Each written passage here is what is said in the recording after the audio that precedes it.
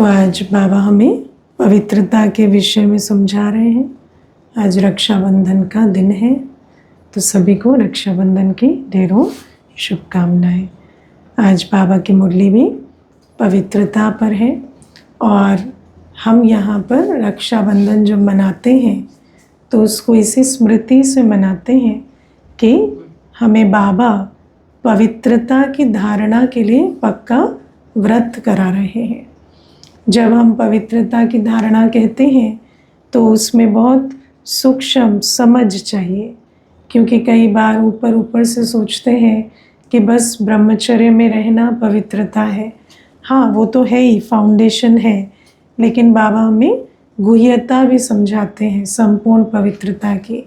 और ये जो आज का पर्व है, ये है यादगार प्रतिज्ञा का, है ना। बाबा हमेशा अपनी वाणियों में दृढ़ता या प्रतिज्ञा के बल को अंडरलाइन कराते हैं, है ना। तो बाबा हमें आज जो हम रक्षाबंधन बांधते हैं वो इसलिए कि हमें दृढ़ निश्चय रखना है, दृढ़ प्रतिज्ञा करनी है कि मुझे पावन बनना ही है। जैसे पहले दुनिया में क्या होता था, कोई बात याद रखनी होती तो गांठ बांध लेते थे, है ना। तो ये भी एक ऐसे गांठ है जिससे स्मृति में रहना है, और वास्तव में वो धागा नहीं है, क्योंकि धागा तो फिर निकल जाता है या वो तो अविनाशी नहीं है ना।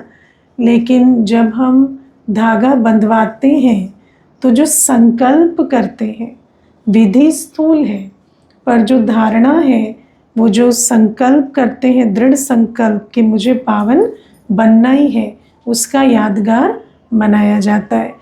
भारत में जो त्योहार मनाए जाते हैं, बाबा हमें समझाते हैं कि जो एक वर्ष में शुरू से लेकर अंत तक जो भी त्योहार मनाए जाते हैं वो सब इस संगम युग के यादगार है ना। और आप देखो उसी ऑर्डर में त्योहार मनाए जाते हैं। तो सबसे पहले वर्ष में क्या आता है, शिव जयंती, है ना। तो संगम युग प्रारंभ कब होता है, शिव बाबा आते हैं। उसके बाद पर्व आता है होली। होली एक प्रेम रंग में, प्रेम रस में बाबा के रंगने का त्यौहार है ना। लाइट त्यौहार है, उसमें कोई ऐसे प्रतिज्ञा या दृढ़ता नहीं है, है ना। लाइट रंग लगाना एक दूसरे को। तो बाबा कहते तुम भी मेरे स्नेह के रंग में रंगते हो। पहले तो बाबा से प्यार होता है ना। उसके बाद आती है राखी, है ना। उसके बाद प्रतिज्ञा। जब बाबा से प्यार होता है तो बाबा जो प्रेरणा हमें देते हैं उसके प्रति हम प्रतिज्ञा करते हैं कि बाबा आप पावन बन, पावन दुनिया की स्थापना ज़रूर करेंगे। और उसके बाद क्या आती है, जन्माष्टमी। जन्माष्टमी माना श्री कृष्ण का, है ना, आगमन।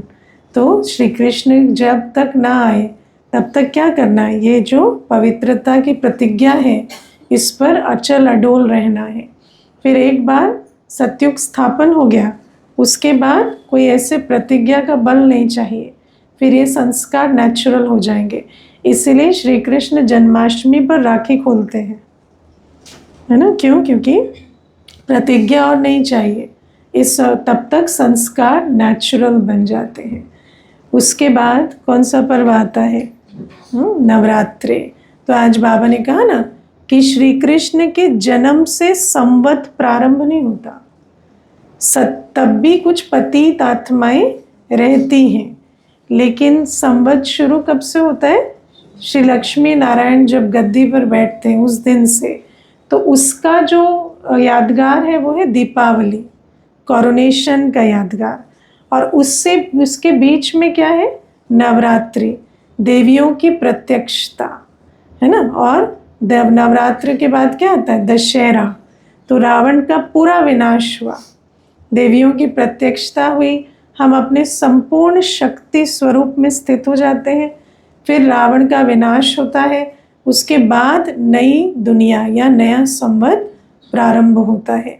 तो बाबा हमें ये बात समझाते हैं कि सारे वर्ष भर में जो भी पर्व मनाए जाते हैं वो सब इस समय का यादगार है, संगम युग के आदि से अंत तक का यादगार मनाया जाता है। और आज हम रक्षाबंधन पर क्या प्रतिज्ञा करते हैं? संपूर्ण पवित्रता की।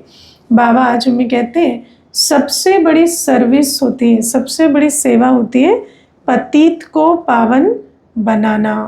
हाँ, समझते हो? पतित को पावन बनाना सबसे बड़ी सर्विस होती है, क्योंकि पवित्रता सुख शांति संपत्ति सबकी जननी है ना। मनुष्य आज जब सर्व करना चाहता है, किसी को सुख देना चाहता है, तो क्या करता है ना, अल्पकाल की सुख शांति देता है। लेकिन जब तक बीज को पानी नहीं दिया, जब तक पवित्रता नहीं है, तो सुख शांति संपत्ति दे सकते हैं पर स्थायी नहीं होगी, है ना। तो कोई सुखी शांत हो भी जाए थोड़े समय के लिए, तो भी वो ज़्यादा समय नहीं चलेगा, क्योंकि पवित्रता का फाउंडेशन नहीं है।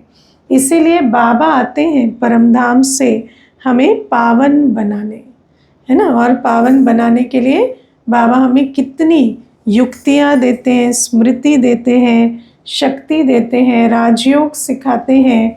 ये जो सारा संगम युग का कर्तव्य है वो पतितों को पावन बनाने के लिए ही बाबा करते हैं।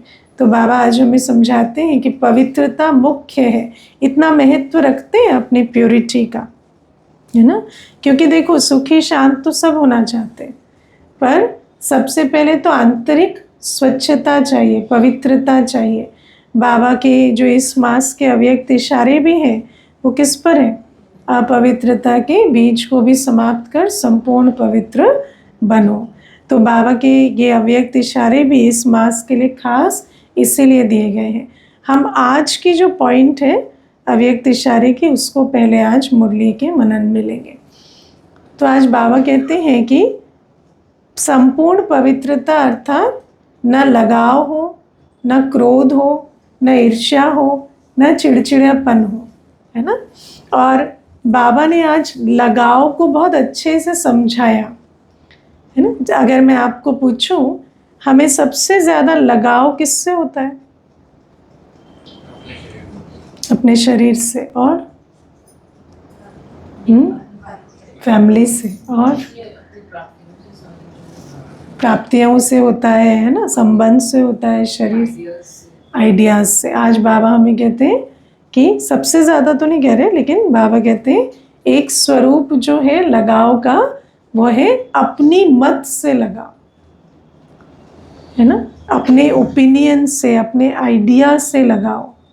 इसीलिए जब कोई हमारे ओपिनियन को रिजेक्ट करता है तो हमें क्या लगता है? उसने मुझे रिजेक्ट किया, है ना। किसी ने आपको आपकी बात नहीं मानी तो उसमें क्या रिजेक्शन का अनुभव करते हैं। और रिजेक्शन को तो हैंडल करना बहुत मुश्किल होता है ना, क्रोध आता है ना। तो इसीलिए बाबा आज हमें समझाते हैं हमें लगाव मुक्त बनना है। और आज बाबा एक बहुत सूक्ष्म स्वरूप लगाव का सुनाते हैं कि किसी ने आपके आइडिया को, आपकी मत को नहीं माना तो उसमें क्रोध नहीं आना चाहिए, उसमें चिड़चिड़ापन नहीं होना चाहिए। होता है ना। हाँ, देखो कई बार ऐसा लगता है जैसे आप जो सोच रहे हैं ना वो सबको पता चल रहा है। कई बार तो कहते हैं और रिजेक्ट होता है, कई बार तो बताया भी नहीं है और सामने वाले ने उस हिसाब से नहीं किया तो उसमें भी चिड़चिड़ापन होता है ना। आप जानते नहीं हो क्या, हम हमेशा ऐसे करते हैं, इस प्रकार से भी बोलते हैं। तो कितना हमें लगाव है कि हम उसे हैंडल नहीं कर पाते। तो बाबा हमें समझाते हैं कि हम बच्चों को संपूर्ण पवित्र बनना है तो हमें लगाव नहीं होना चाहिए। हमने कोई बात कही, कोई डायरेक्शन दिया, कोई सुझाव दिया, कोई मत दी किसी को, अगर उसने मानी तो अच्छी बात, नहीं मानी तो भी हम शांत और साक्षी होकर उसे देख सके। होता है ऐसा। तो बाबा हमें कहते हैं इसका मतलब संपूर्ण पवित्रता नहीं है। फिर बाबा हमें 2-3 दिनों से और भी जो अपवित्रता का स्वरूप क्रोध है उसके विषय में समझाते हैं कि क्रोध का बीज क्या होता है?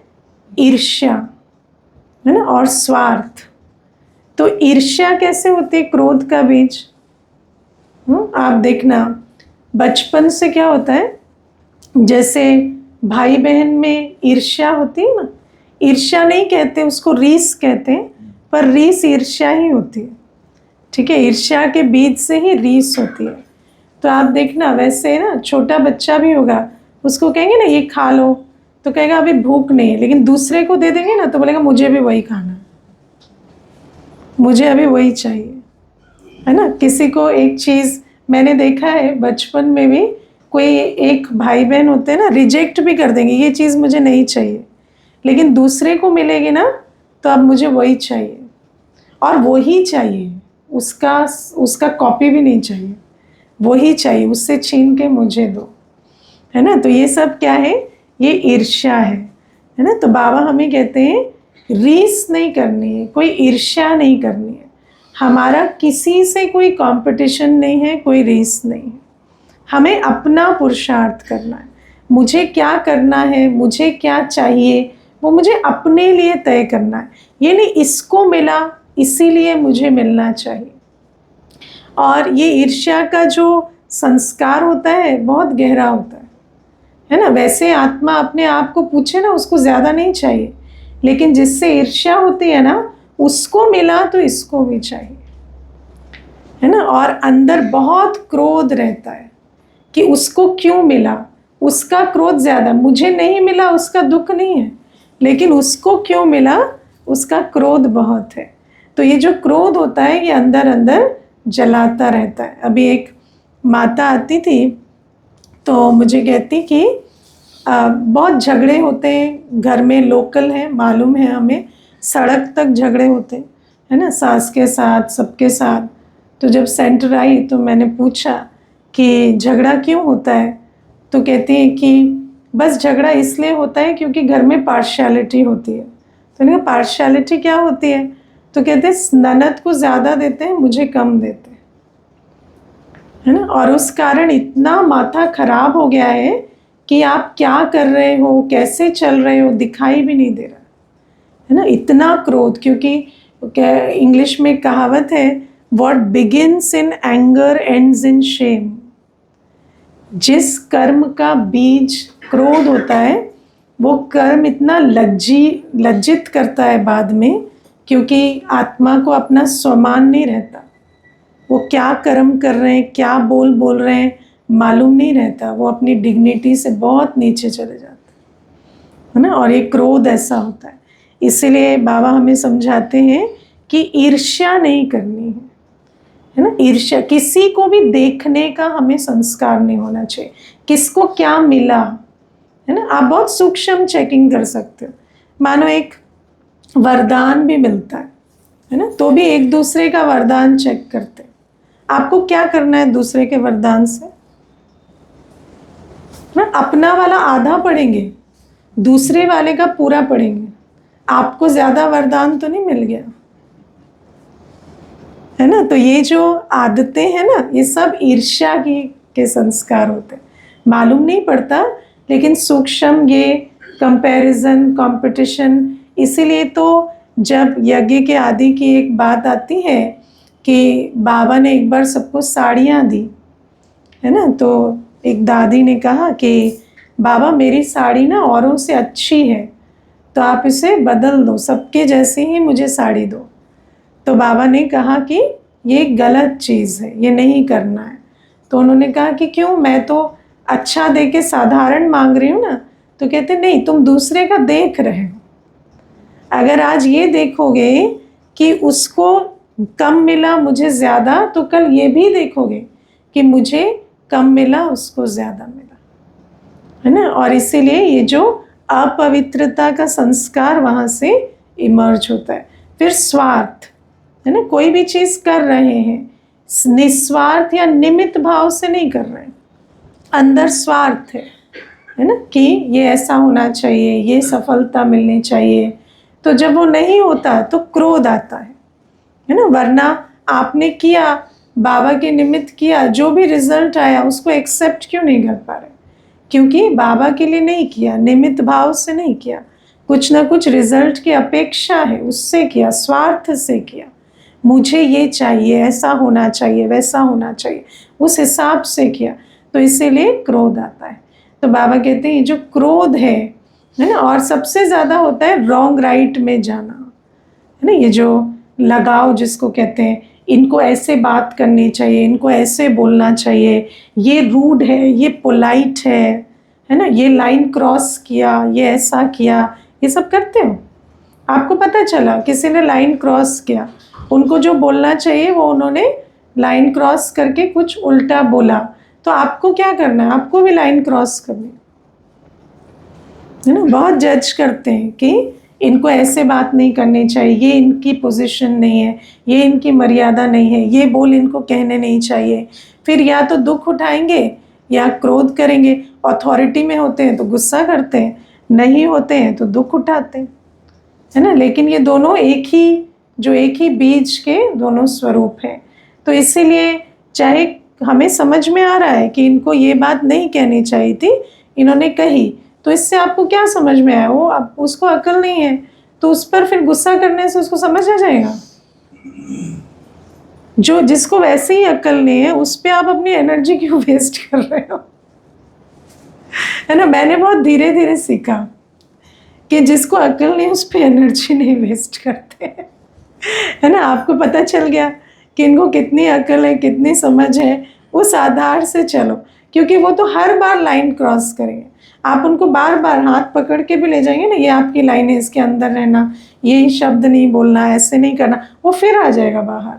फिर आप दोबारा गुस्सा करके फिर उसे धक्का मारेंगे, फिर तो आप यही करते रहेंगे लाइफ टाइम, है ना। तो बाबा हमें समझाते हैं कि तुम्हें पावन बनने का लक्ष्य रखना है, और पावन बनने का लक्ष्य रखने वाले ना लगाव में आते हैं, किसी ने हमारी बात मानी नहीं मानी, हमें क्रोध नहीं करना, है ना। फिर दूसरा, न चिड़चिड़ापन, न क्रोध, न स्वार्थ, न ईर्ष्या।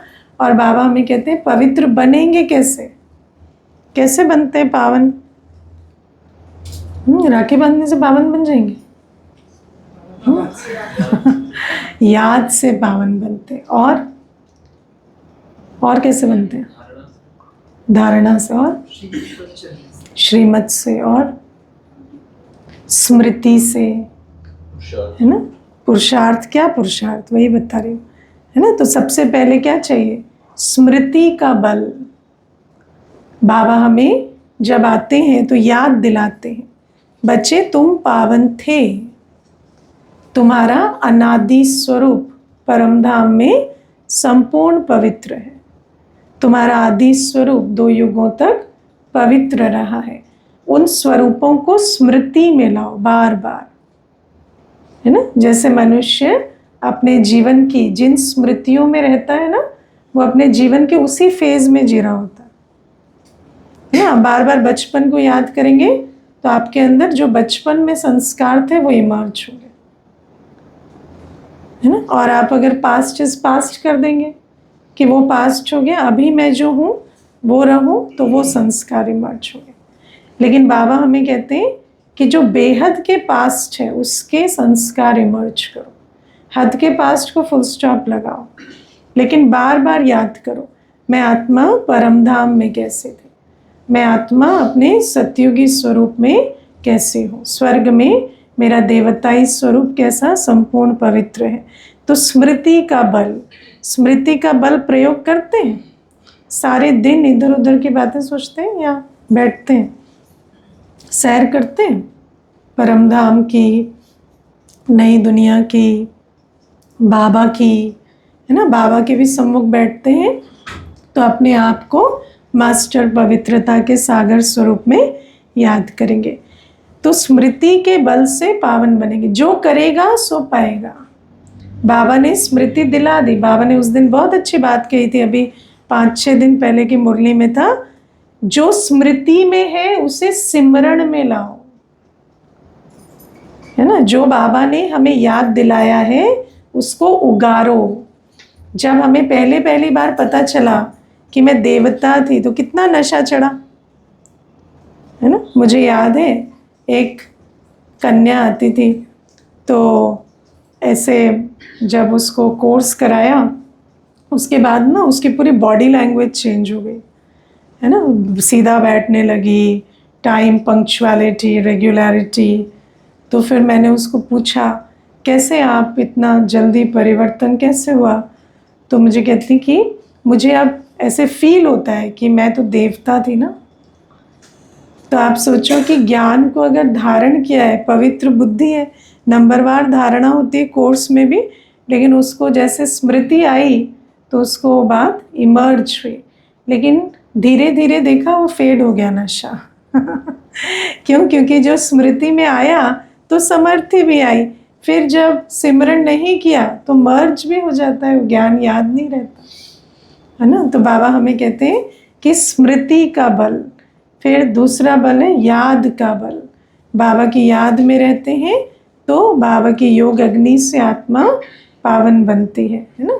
और फिर श्रीमत का बल है ना, श्रीमत का बल। बाबा हमें जो श्रीमत देते हैं, जो मर्यादाएं देते हैं, जो डायरेक्शन देते हैं, वो क्या है? जैसे सीता के लिए लकीर है, उस लकीर के अंदर रहने से विकार, अपवित्रता, कमजोरी वार नहीं करती है ना। कोई सोचे मैं अमृत वेला नहीं उठूंगा लेकिन मैं पवित्र बनूंगा, नहीं हो सकता।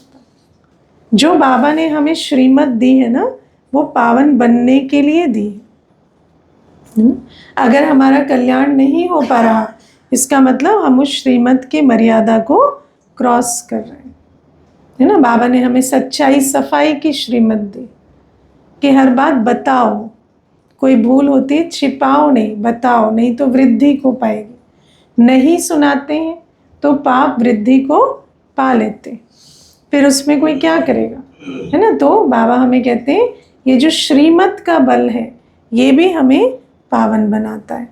फिर प्रतिज्ञा का बल है ना, या दृढ़ता का बल। तो बाबा हमें जो आज भी रक्षाबंधन के लिए भी प्रेरणा देते हैं कि दृढ़ता, दृढ़ संकल्प कि मैं पवित्र आत्मा हूँ, मैं संपूर्ण पवित्र ब्राह्मण हूँ और उसी स्मृति में रहकर मुझे कर्म करना है। कोई व्यर्थ संकल्प आया भी, कमज़ोर संकल्प आया भी, तो उस पर जीत पानी है ना। देखो पहले तो संकल्प आता है ना, फिर उस संकल्प के आधार से पतित कर्म होता है, तो संकल्प पर ही जीत पानी है। तो बाबा ये विधियां हमें सिखाते हैं पावन बनने के लिए, तो और जो करेगा सो पावन बनेगा। तो बाबा हमें समझाते हैं कि पावन बनेंगे तो पावन दुनिया का मालिक बन पाएंगे। और आज बाबा ने जो अधिकारीपन की भी जो स्मृति दिलाई कि हम बच्चे अधिकारी हैं है ना। कई बार बच्चों के मुख से भी क्या सुनते हैं कि मैं सह नहीं सकता, मैं समा नहीं पाता है ना, या अपनी बुद्धि की भी लिमिटेशन बताते हैं, मैं मल्टीटास्क नहीं कर पाता हूँ है ना, मैं निद्राजीत नहीं बन पाता है ना, मुझे नींद बहुत आती है, मुझे थकान ज़्यादा होती है। तो ये सब क्या है? ये सब देहाभिमान के बोल हैं। बाबा हमें समझाते हैं जो पुराने संस्कार हैं, रावण के संस्कार हैं, उनमें मैंपन नहीं रखो कि मेरा संस्कार है। क्या समझो कि जो बाप का संस्कार है सो मेरा संस्कार है। तो ये जो इस अधिकारीपन की स्मृति में रहते हैं कि बाप के गुण सो मेरे, बाप की शक्तियाँ सो मेरी है ना। बाप जैसे ज्ञान स्वरूप है ऐसे मैं बच्चा भी अधिकारी हूँ। तो जब ऐसा समझेंगे तो ऐसे बन जाएंगे, क्योंकि नियम यही कहता है जैसा समझेंगे अपने आप को वैसा बन जाएंगे। क्या समझते हो? आपको मैं अगर पूछूं आप अथक सेवाधारी बन सकते हैं? बाबा को थकान होती है, हमें होती है है ना। देखो मैं आपको एक साइकोलॉजी की बात बताती हूँ। एक बार एक भाई आए, मुझे बहुत सुंदर बात सुनाते थे। कहते मैं रोज़ एंग्जाइटी की दवाई खाता हूँ, तो रात को सोने से पहले मैं खा के ही सोता हूँ, नहीं तो मुझे दवाई ना खाने की भी एंग्जाइटी हो जाती है, तो मैं दवाई खा के सोता हूँ। अब कल क्या हुआ कि मैं रात को जब दवाई खाने लगा तो लाइट चली गई, तो मैंने ऐसे मुंह में डाली तो नीचे गिर गई। तो 3-4 दवाइयाँ इकट्ठी खाता हूँ, तो एंग्जाइटी की उनमें से एक है, तो मेरे को हिसाब नहीं आया, वो नीचे गिरी पड़ी रही। फिर मैं जाके सो गया, मुझे नींद भी बहुत अच्छी आई। फिर सुबह जब मैं ऑफिस निकलने लगा तो मेरे बच्चे ने आकर कहा, पापा पापा आपने कल दवाई नहीं खाई? तो मैंने कहा नहीं खाई है। तो बोले ये देखो, ये कारपेट पे पड़ी थी। तो उसने जैसे ही दिखा दी, मुझे इतनी नींद आई कि भाई मैं तो कल सोया नहीं हूँ क्योंकि मैंने दवाई नहीं खाई। तो मैंने चेंज किया, मैं जाके सो गया। तो फिर मैंने ये बात अपने एक मित्र को सुनाई। तो उन्होंने कहा आपके पास में जो सेंटर है ना, वहाँ जाओ, उनको पूछो ये क्या है ना। तो आप सोचो कि कितनी वंडरफुल बात है कि आत्मा को सोचते ही नींद आने लगी कि मैं रात को सोया नहीं हूँ, है ना। तो ये जो पूरी बॉडी है, आपका मन बुद्धि सब कुछ संकल्प को रिस्पॉन्ड करता है। इसीलिए बाबा कहते हैं अधिकारीपन की स्मृति में रहो। ऐसी कोई शक्ति नहीं है जो मेरे अंदर नहीं। मैं सह नहीं सकता, मैं समा नहीं सकता, ऐसे कभी शब्द नहीं कहो, है ना। मैं परख नहीं सकता, मुझे डिसीजन लेना नहीं आता। नहीं, आपको क्यों नहीं आता, है ना। जो डिसीजन ड्रामा में आपको लेना है वो आपको लेना आता होगा ना, इसीलिए लेना है। तो बाबा कहते हैं अधिकारीपन की स्मृति से सर्व शक्तियों को इमर्ज कर मास्टर सर्वशक्तिवान स्वरूप में स्थित रहो। ओम शांति।